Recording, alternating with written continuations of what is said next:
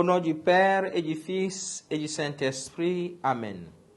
Mardi du 7e semaine du temps ordinaire. Ô Seigneur, envoie ton esprit et tout sera créé, et tu renouvelleras la face de la terre. Évangile de Jésus-Christ selon saint Marc. En ce temps-là, Jésus traversait la Galilée avec ses disciples, et il ne voulait pas qu'on le sache, car il enseignait ses disciples en leur disant: le Fils de l'homme est livré aux mains des hommes, ils le tueront, et 3 jours après sa mort, il ressuscitera. Mais les disciples ne comprenaient pas ces paroles et ils avaient peur de l'interroger. Ils arrivèrent à Capharnaüm et une fois à la maison, Jésus leur demanda: de quoi discutiez-vous en chemin? Ils se taisaient, car en chemin, ils avaient discuté entre eux pour savoir qui était le plus grand. S'étant assis, Jésus appela les 12 et leur dit: si quelqu'un veut être le premier, qu'il soit le dernier de tous et le serviteur de tous. Prenant alors un enfant, il le plaça au milieu d'eux, l'embrassa et leur dit: quiconque accueille en mon nom un enfant comme celui-ci, c'est moi qui l'accueille. Et celui qui m'accueille, ce n'est pas moi qui l'accueille, mais celui qui m'a envoyé. Acclamons la parole de Dieu. Louange à toi, Seigneur Jésus. Aujourd'hui, mardi gras du carême de cette année 2023. Dans l'évangile de ce jour, Jésus donne un enseignement apparemment hors norme.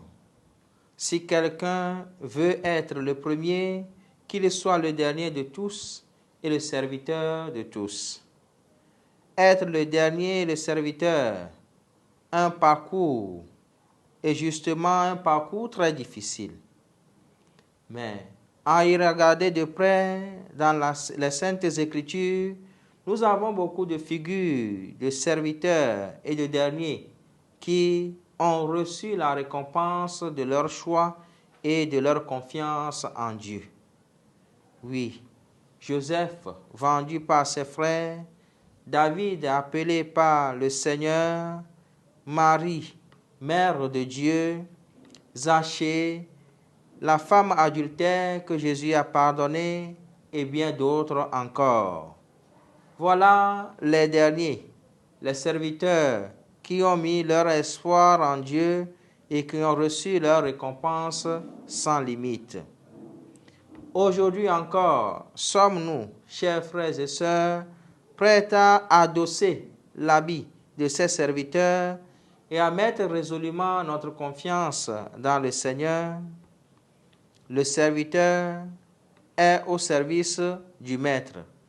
Il n'a pas apparemment de pouvoir, mais il exécute. Exécuter, c'est donner la primauté à celui qui commande. Et notre proximité avec le Seigneur dépend à la fois de comment nous obéissons à son ordre.